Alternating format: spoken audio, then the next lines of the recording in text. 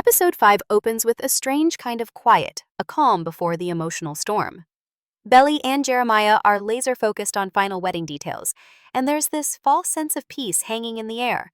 It's the kind of peace that feels off, forced, as if everyone's pretending things are okay when deep down they're all on the edge. Laurel has agreed to attend the wedding, but she's barely speaking. You can feel the tension in her every word, her every glance. She loves Belly, yes, but she's watching her daughter walk into something she doesn't believe in, and it's breaking her. Meanwhile, Conrad is trying to play the role of the supportive brother, the best man, but it's clear he's barely holding it together. His smiles are short-lived. His eyes give him away. Every time Belly walks into a room, every time Jeremiah says, "I can't wait to marry her," you can see something shatter inside him, and yet he stays. What's so brilliant about this episode is that it doesn't rely on big arguments or dramatic outbursts right away.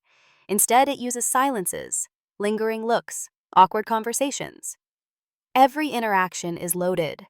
You can tell Conrad is watching Belly so closely, not because he's jealous, but because he's worried. Worried she's making a choice she doesn't fully understand. Worried she's rushing. Worried she'll regret it. But also scared to say it out loud. Because if he does, he risks losing her all over again. And Jeremiah, for a moment he seems like the only one who's fully in. But even he starts to wobble. The pressure, the pace, the unresolved tension between Belly and Conrad, it's all starting to crack through his perfect groom facade. Then comes the real shift.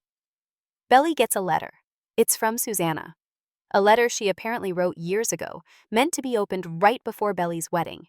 And just like that, the emotional center of the show is back in full force. Susanna's voice is soft, loving, but also brutally honest.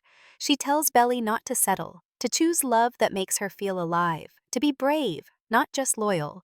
Belly reads it alone, but it hits her like a truck. You can see her whole face change.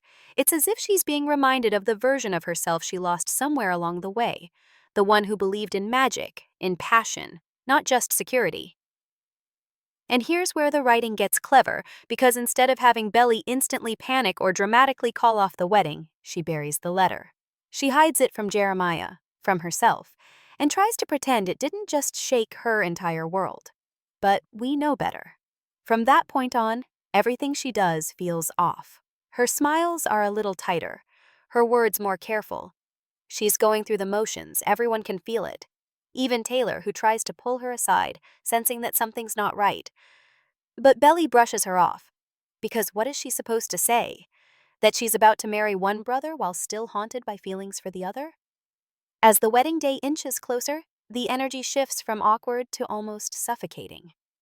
Laurel is distant. Stephen is walking on eggshells. And Conrad? He's completely unraveling. There's a moment where he's alone staring at the ocean, and you can just feel the weight of everything crashing down on him.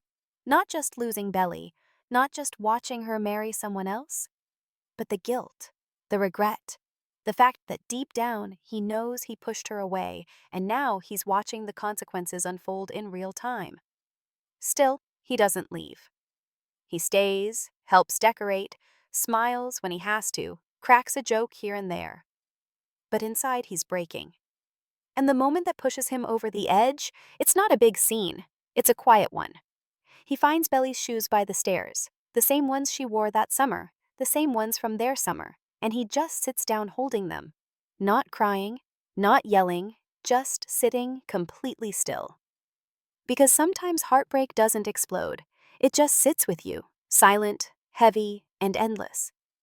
By the time the pre-wedding dinner begins, everyone is pretending, smiling through gritted teeth, laughing at the wrong jokes. But the tension is boiling. You can feel it, the storm is coming, and when it finally hits, it won't just be a fight.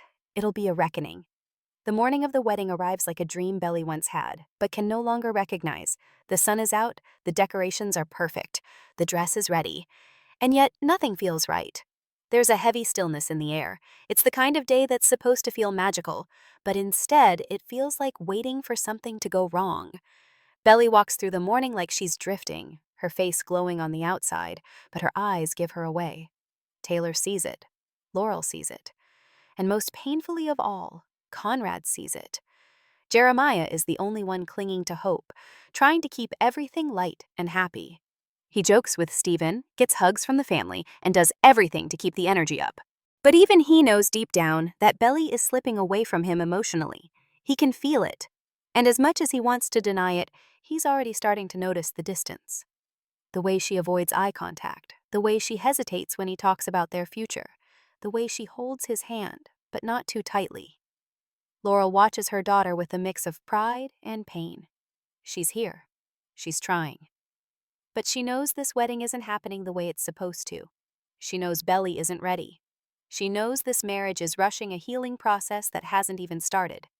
But she also knows that if she pushes too hard, she'll lose Belly completely.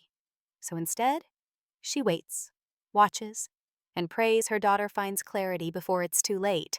The first crack comes during the bridal prep. Belly gets a call from Susanna's sister.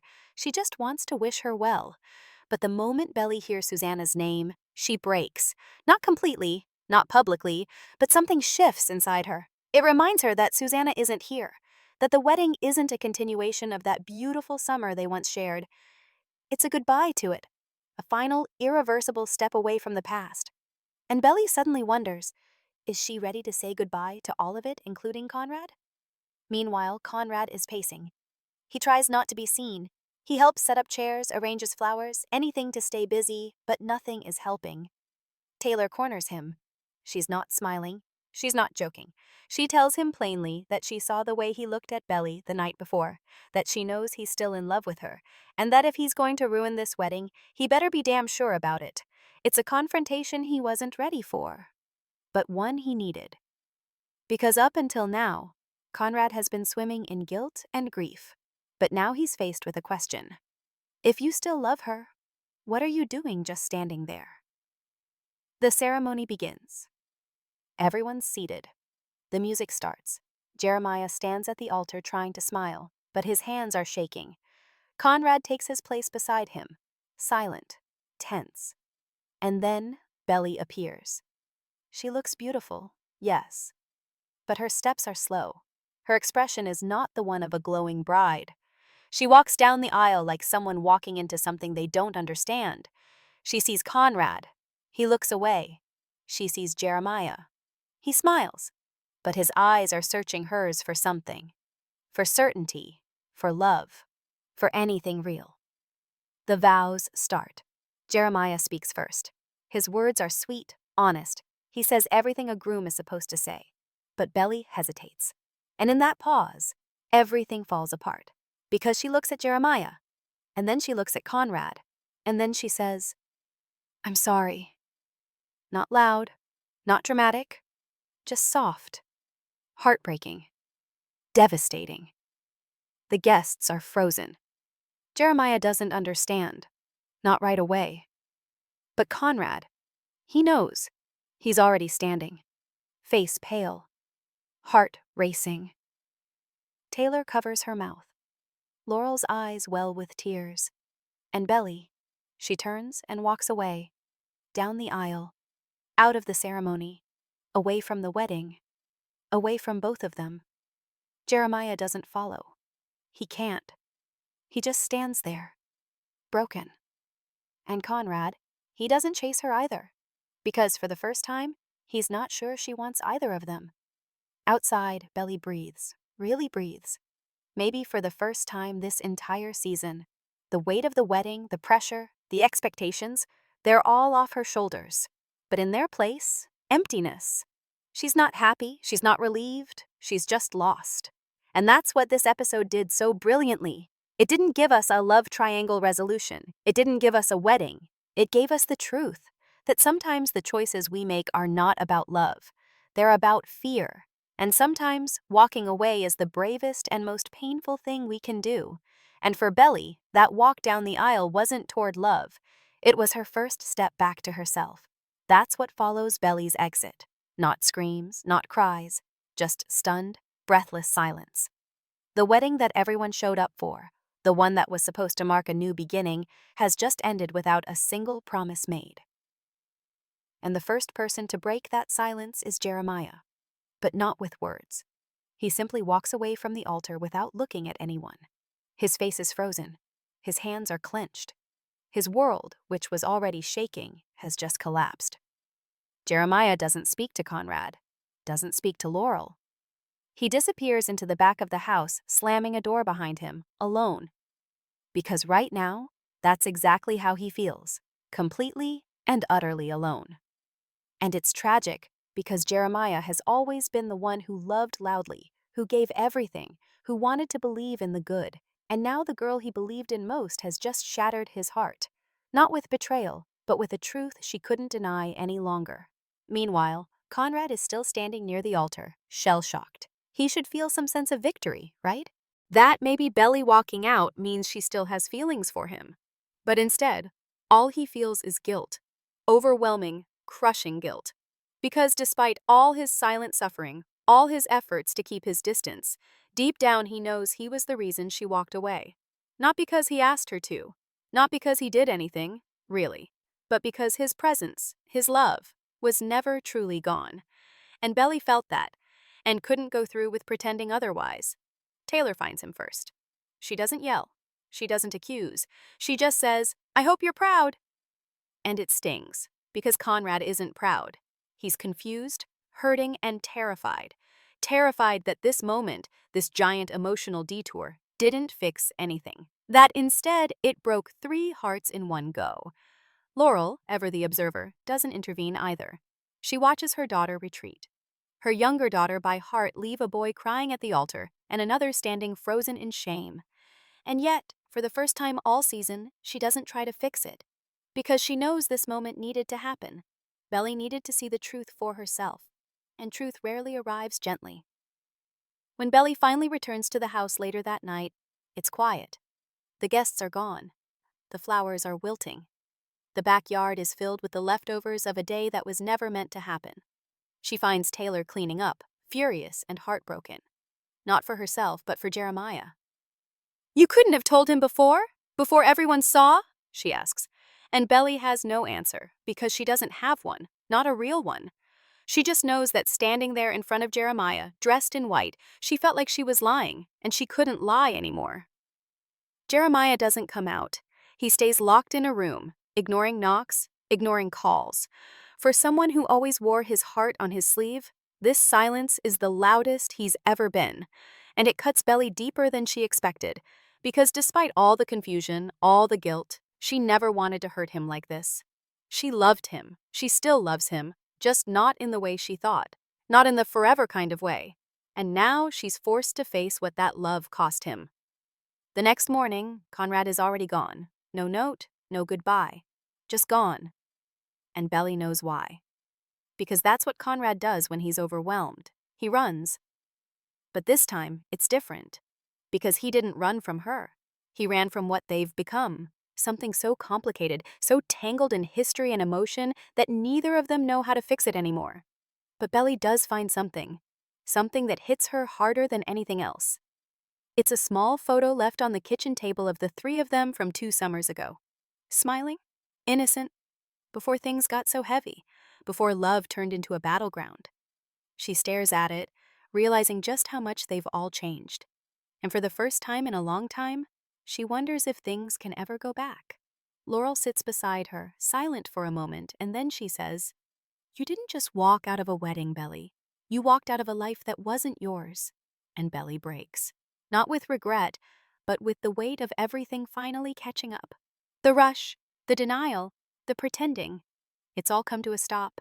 And now all she has left is the truth. This fallout isn't just about who ends up with who. It's about what happens when you chase the wrong version of happiness for too long. When you ignore the voice inside you that says, "This isn't right." And when you finally listen, the damage is already done. In the next episodes, Belly will have to deal with that damage. Not just fixing things with Jeremiah or trying to understand her feelings for Conrad, but facing herself. The version of her that wanted to be loved so badly, she forgot to ask herself what kind of love she truly needed. Because the truth is, this wasn't just a broken wedding. It was a broken illusion. After the wedding chaos, the world doesn't stop for Belly, but everything inside her feels like it has. The dress is packed away. The ring is off. The future she thought she wanted has evaporated into a silence that follows her everywhere she goes. Everyone has left, the guests, the decorations, even the buzz around town. But the damage lingers like an echo, sharp, constant, impossible to ignore. Belly has made her choice, but now she has to live with it. And the hardest part? She's not even sure she fully understands it yet. Because walking out of a wedding is easy compared to what comes next, walking through the aftermath. Belly isn't just dealing with a broken engagement. She's dealing with a shattered sense of identity. For weeks, maybe even months, she convinced herself that marrying Jeremiah would fix the ache. That love, even if rushed, even if complicated, could be enough. But now, with nothing left to hold on to, she's left wondering why she kept trying to convince herself that it would all be okay, when it never felt okay at all. She doesn't hear from Conrad. Not a text, not a message, not a word. And that silence unexpectedly hurts just as much. Because deep down, a part of her believed he'd reach out. That now that the wedding's over, now that everything's been laid bare, he'd finally say something. Anything. But he doesn't. He disappears. And that's what Conrad always does when he's wounded. He vanishes. He avoids. And maybe this time, it's not just about his pain. It's about hers too. Maybe he's finally convinced that loving her only brings her chaos. And so he retreats, to protect her and himself. Jeremiah, on the other hand, is still silent, but not absent. He stays at the cousin's house for days after the wedding. He doesn't speak to Belly, barely speaks to anyone. But he's there, like a ghost haunting the empty spaces they once filled with laughter and plans. Taylor tries to comfort him. Stephen does too. But the damage has been done. Not because Belly didn't love him, but because she did, just not in the right way. And that kind of truth is more painful than betrayal. There's a moment where Belly sees Jeremiah standing by the pier, staring out at the water. She wants to go to him, say something, apologize, explain, but she doesn't. Because what words could possibly make this right? And maybe, in that moment, they both understand that some things are too broken to fix with words. Some silences are more honest than any apology could ever be. So instead, Belly begins to focus inward. She returns home, tries to rebuild some kind of rhythm. She reads Susanna's letter again and again, each time discovering a new meaning. It's like Susanna knew her better than she knew herself. Knew that Belly would lose herself in trying to make everyone happy, that she'd drown in expectations, in promises, in the weight of other people's hopes. And now, finally, she's beginning to see that. Laurel, to her credit, never says, "I told you so." She doesn't lecture or scold, she simply listens. And it's in that quiet, in that acceptance, that Belly finally allows herself to fall apart. Not just over the wedding, but over everything she's been carrying. Her grief for Susanna, her confusion over Conrad, her guilt about Jeremiah, her own fear of growing up too fast. It all comes crashing down, and for the first time, she doesn't run from it. She lets herself cry, not just for what she's lost, but for the parts of herself she abandoned along the way. By the end of the week, the house in Cousins feels empty in a way it never has before. The laughter is gone. The love feels distant. The summer, once magical, now feels like a reminder of everything they've lost. But there's a strange kind of clarity in the silence. Belly starts writing again. Not love letters, not wedding vows, just thoughts, feelings. Pieces of herself she's finally ready to explore, without anyone else's expectations weighing her down. And then, one day, a letter arrives. No return address, just her name on the front in familiar handwriting. It's from Conrad. It's not long, just a few lines. But it says everything. "I didn't want to make things worse. I didn't want to be the reason you were hurting, but I also couldn't sit there and pretend I didn't feel anything. I don't know what comes next, but I'll wait. If there's even a chance, we owe it to ourselves to find out." Belly reads it over and over, and this time she doesn't cry. She doesn't panic. She just feels, really feels, for the first time in a long time. And what she feels is this: the road ahead is uncertain, messy, and full of unknowns. But it's hers now, not borrowed, not forced, not based on anyone else's timeline, just hers. Because this was never a story about choosing between two boys. It was a story about finally choosing herself.